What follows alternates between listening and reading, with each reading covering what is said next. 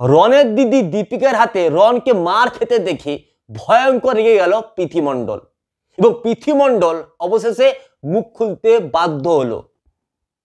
সে বলে দিল আসল সত্যটা কি এবং এই পৃথি মণ্ডল তার ফেসবুক পেজে একটি স্টোরি শেয়ার করেছে এবং সেই স্টোরির মাধ্যমে সকলকে জানিয়ে দিল আসল দোষী কে, কিভাবে তার উপর টর্চার করা হতো, কিভাবে তার উপর অত্যাচার করা হতো। কি বলেছে পৃথি মণ্ডল? পৃথি মণ্ডল তার ফেসবুক স্টোরিতে লিখেছে, শুধু তো রন মুখ খুলেছে, আমার উপর কেমন টর্চার হতো সেটা কি বলবো? রায়বাঘিনী ননদিনীর গল্প, তাহলে কিন্তু অনেকের নাটক ধরা পড়ে যাবে। বুঝতে পারছেন যে কতটা ক্ষিপ্ত হয়েছে এই পৃথি মণ্ডল। হবে না কেন?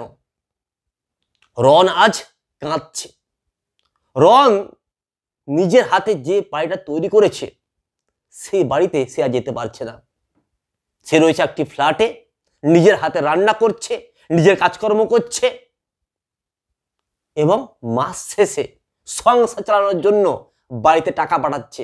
কিন্তু যখনই সে নিজের বাড়িতে যাচ্ছে, যে বাড়িটা সে নিজের হাতে তৈরি করেছে, তাকে লাঞ্ছিত করা হচ্ছে, তাকে ঘর থেকে তাড়ি দেওয়া হচ্ছে এবং তার উপর বিভিন্ন ধরনের আরোপ লাগানো হচ্ছে।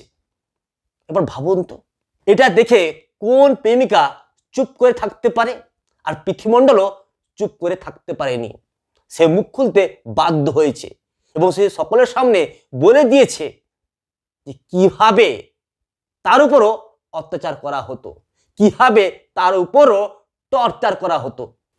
আমরা তো দেখতে পেলাম অন ক্যামেরার সামনে কিভাবে রনের উপর টর্চার করলো, কিন্তু এদিকে দীপিকা লাইফস্টাইল বলছে যে আমার ভাইয়া আমাকে চুলের মুঠি ধরে মেরেছে, আমি নিজেকে বাঁচাতে তার উপর ঝাপটে পড়েছিলাম, তবেই কিন্তু তার গালে নখের আঁচড় পড়েছে।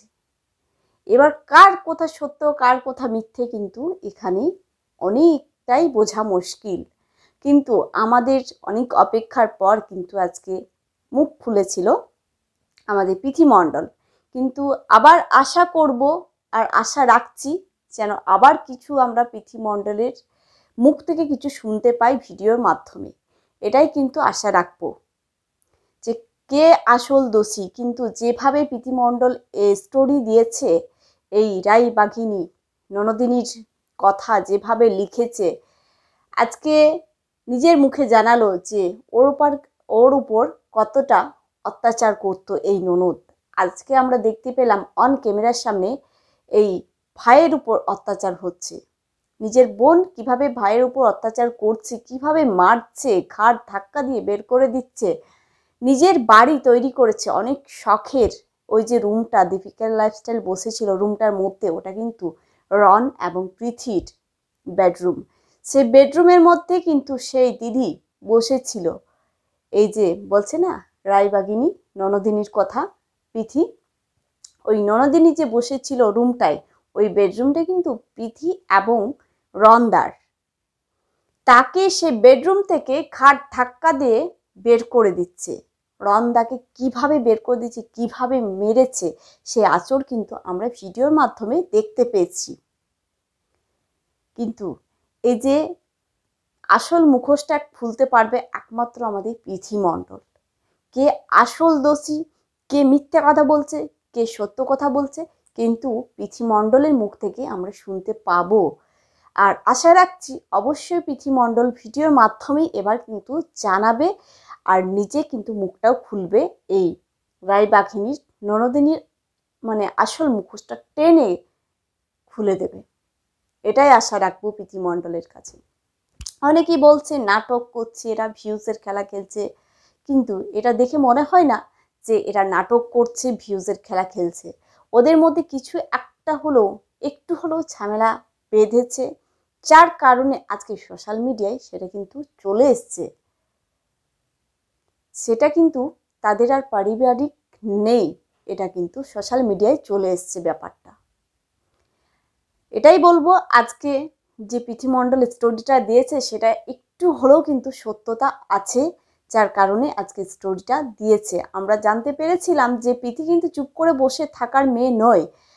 তার হাজবেন্ডের উপর এইরকম অত্যাচার, তার উপর তো অত্যাচার করেইছে এই ননদিনী, মানে প্রীতির উপর তো অত্যাচার করেছে, ও নিজের মুখে আজকে স্বীকার করলো, স্টোরিতে দিয়েছে, লিখেও জানিয়ে দিয়েছে এই আর ননদিনীর আসল মুখোশটা খুলে দিয়েছে। এটাই অপেক্ষা করব যে ভিডিওর মাধ্যমে কিছু এই ননদিনীর ব্যাপারে প্রীতি বলুক।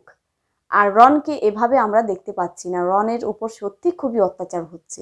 এইভাবে রন তো একা, তার বাবা রয়েছে, মা রয়েছে, আবার বড়দা বলছে। দীপিকা লাইফস্টাইল বলল কে কে ছিল সেই মুহূর্তে ওই পিথির বেডরুমে, মানে রনদার যে রুমটা তৈরি করেছে দোতলার উপরে, সেই রুমের মধ্যেই কিন্তু ঝামেলাটা হয়েছিল। রনদাকে ঘাড় ধাক্কা দিয়ে তার রুম থেকে কিন্তু বের করে দিচ্ছে। সত্যি খারাপ লাগলো। তাদের শখের বেডরুম, ওটা কিন্তু রনদা এবং পিথি দুজনে মিলেই করেছিল, সাজিয়ে গুছিয়ে বেডরুমটাকে তৈরি করেছিল। সব কিছু এক একটা জিনিস সাজিয়েছে প্রীতি এবং রনদা। সত্যি খুবই খারাপ লাগলো। চলো বন্ধুরা, এখানে তাহলে ভিডিওটা শেষ করছি। আমরা ওয়েট করে থাকছি প্রীতির মুখ থেকে আসল সত্য শুনবো। এই রায়বাঘিনী ননদিনীর আসল মুখোশটা টেনে খুলবে একমাত্র প্রীতি মণ্ডল।